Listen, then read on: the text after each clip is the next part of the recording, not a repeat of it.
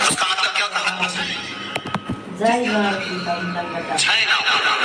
कई लोगों ने महत्व को बिगाड़ दिया। के दिन सामान लेकर आना है, चांदी का बर्तन लेकर आना है, ये सामान लेकर आना है, वो सामान लेकर आना, लाओ, मना नहीं है।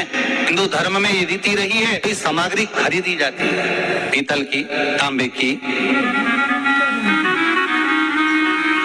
कोई वस्तु हम खरीदते हैं। पर आज का समय का जो फैशन बढ़ता गया तो कहा साहब चांदी के बर्तन खरीदना जरूरी है, चांदी का सामान खरीदना जरूरी है, सोने का पात्र, सोने की वस्तु खरीदना जरूरी है, ये सामग्री खरीदना। तो यहाँ शास्त्र नहीं करा कि महाराज इतने महंगे महंगे पदार्थ खरीदो और घर में कर्जा कर लो। शास्त्र तो यह कहता है कि पूजन करना है आपको, अगर आप एक सामग्री भी लेकर आ रहे हैं तो उसमें आपका भाव जुड़ा होना चाहिए, कर्जा नहीं जुड़ा होना चाहिए।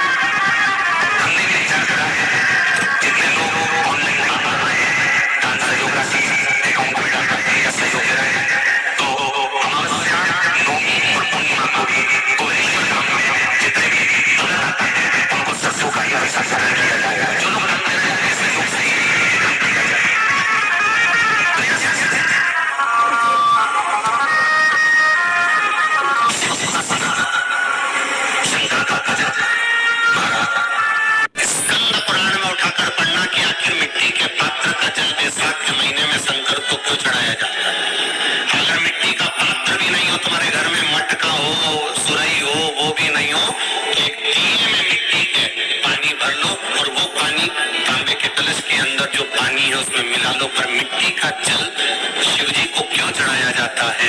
स्कंद पुराण के अंदर वैशाख महत्व में लिखा कि जो अधोगति में मर गया होता है, अचानक मर गया होता है, एक्सीडेंट में मर गया होता है, उसकी जीने की और तमन्ना थी, अचानक कोई बीमारी लग गई और मर गया, कोई बड़ी बीमारी लगने के कारण चला गया, उसको बहुत कुछ करना था पर मर गया।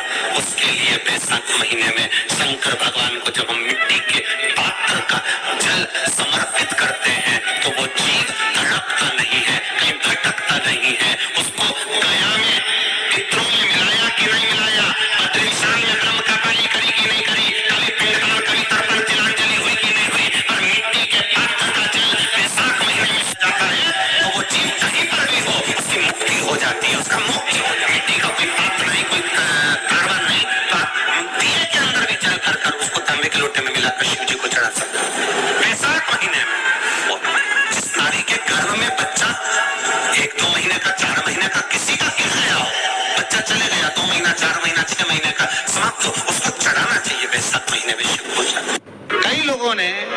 महत्व को बिगाड़ दिया। के दिन सामान लेकर आना है, चांदी का बर्तन लेकर आना है, ये सामान लेकर आना है, वो सामान लेकर आना, लाओ, मना नहीं है। हिंदू धर्म में ये रीति रही है, कोई सामग्री खरीदी जाती है, पीतल की, तांबे की, कोई वस्तु हम खरीदते हैं। पर आज का समय का जो फैशन बढ़ता गया तो कहा साहब चांदी के बर्तन खरीदना जरूरी है, चांदी का सामान खरीदना जरूरी है, सोने का पात्र, सोने की वस्तु खरीदना जरूरी है, ये सामग्री खरीदना। तो यहाँ शास्त्र नहीं कह रहा कि महाराज इतने महंगे महंगे पदार्थ खरीदो और घर में कर्जा कर लो। शास्त्र तो यह कहता है कि पूजन करना है आपको, अगर आप एक सामग्री भी लेकर आ रहे हैं तो उसमें आपका भाव जुड़ा होना चाहिए, कर्जा नहीं जुड़ा होना चाहिए। लक्ष्मी सबसे ज्यादा प्रसन्न कौन से दिन होती है? जम के बोलिए जरा। शुक्रवार। तो शुक्रवार को लक्ष्मी सबसे ज्यादा प्रसन्न क्यों होती है? उसका प्रसन्न होने का कारण क्या था? लक्ष्मी जी के दो भाई थे, दोनों की शादी नहीं हो रही, दाता और विधाता, दोनों का विवाह नहीं हो रहा। और दाता विधाता के लिए लक्ष्मी बड़ी परेशान थी, रोज नारायण से कहती थी प्रभु कुछ कृपा करिए, दाता विधाता का विवाह नहीं हो रहा, उम्र होती चली जा रही है, इनका कुछ करिए प्रभु, आप नारायण आप कुछ तो कर सकते हो। भगवान नारायण ने तब लक्ष्मी से कहा एक काम करो, बेलपत्री के पेड़ के नीचे बैठकर लक्ष्मी तुम अनुष्ठान करो तुम्हारे भाइयों के विवाह के लिए। इसलिए आज भी हमारे हिंदू धर्म की रीति है कि बेलपत्री के पेड़ के नीचे शाम के समय लक्ष्मी का वासा होता है। इसलिए लोग इस बेलपत्री के पेड़ के नीचे तुम्हारा रात्रि को शाम को 6 बजे से लेकर रात्रि को 8 बजे तक तुम्हारा निवास होगा। जैसे पीपल के पेड़ में देवताओं का निवास आप लोगों ने यदि पद्म पुराण पढ़ी होगी या सुनी होगी तो उसमें स्पष्ट कहा है। पीपल के वृक्ष की गणना ध्यान देना, पीपल के वृक्ष में सुबह 4 बजे से लेकर 7 बजे तक ब्रह्मा जी का वासा होता है। पीपल के वृक्ष में सुबह 7 बजे तक ब्रह्मा जी का वासा, 7 बजे से लेकर 10:30 बजे तक पीपल के वृक्ष में भगवान विष्णु का वासा होता है। कितनी बजे तक? 10:30। 10:30 से लेकर 11:30 12 बजे तक पीपल के वृक्ष में पितरों का वासा होता है। इसलिए हमारे यहाँ पितरों को श्राद्ध पक्ष में जो भोजन कराया जाता है वो 10:30 से 12 के बीच में कराया जाता है। 12 बजे के बाद पीपल के वृक्ष में दोपहर के 1:30 बजे तक आहूतों का वासा रहता है। आहूत कौन? जो गर्भ में शांत हो गए, जो कुंवारी अवस्था में शांत हो गए, जो जन्म लेने के बाद उनका विवाह नहीं हुआ और शांत हो गए, उन आहूतों का वासा उस पीपल के वृक्ष में दोपहर में 1:30 बजे तक रहता है। उसके बाद में प्रेतों का वासा चालू होता है। इसलिए दोपहर के समय पीपल के पेड़ की परिक्रमा नहीं होती। फिर शाम को 4 बजे से 7 बजे तक पीपल के वृक्ष में शंकर जी का वासा होता है। इसलिए शाम के समय पीपल की परिक्रमा नहीं होती। 7 बजे के बाद में पीपल के वृक्ष में रात्रि को 9 बजे तक कुबेर का वासा होता है। फिर 9 बजे के बाद में प्रेतवास चालू होता है पीपल के वृक्ष में। उसी तरह बेलपत्री का जो वृक्ष है उस बेलपत्री के वृक्ष के नीचे रात्रि को 8 बजे से लेकर 12 बजे तक बेलपत्री के पेड़ के नीचे कुबेर का निवास होता है। महाराज कुबेर का निवास।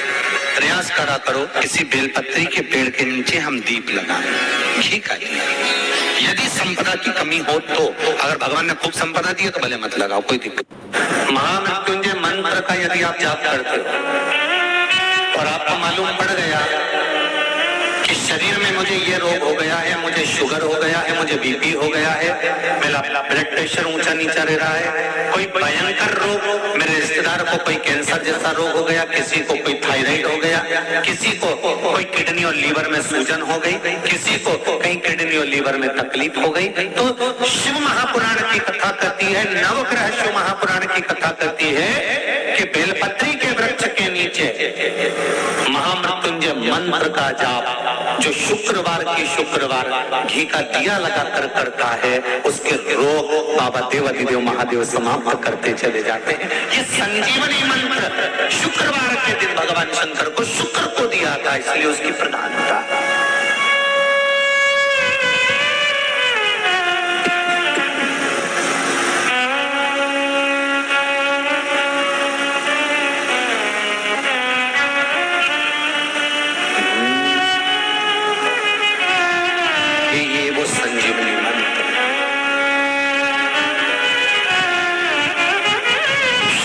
के दिन बेलपत्री के वृक्ष के नीचे बैठकर घृत का दिया लगाकर शरीर में जो रोग है उसका स्मरण कर कर, शंकर जी से विनय कर कर, हे भोलेनाथ आपने शुक्र देवता को संजीवनी मंत्र दिया है, तो क्या आप मेरे को वो मंत्र प्रदान नहीं करोगे? मेरे रोग, मेरी बीमारी, मेरे दुख को आप नहीं हरोगे? शिव से कहो ये शरीर आपने दिया है और भजन करने के लिए दिया है, स्मरण करने के लिए दिया है, कीर्तन करने के लिए दिया है, तो संभालोगे भी आप। और बेलपत्री की ओर मुख कर घी का दिया लगाकर महामृत्युंजय मंत्र का स्मरण कर लेने पर धीरे धीरे धीरे धीरे धीरे धीरे वो रोग समाप्ति की ओर आता चले जाता है।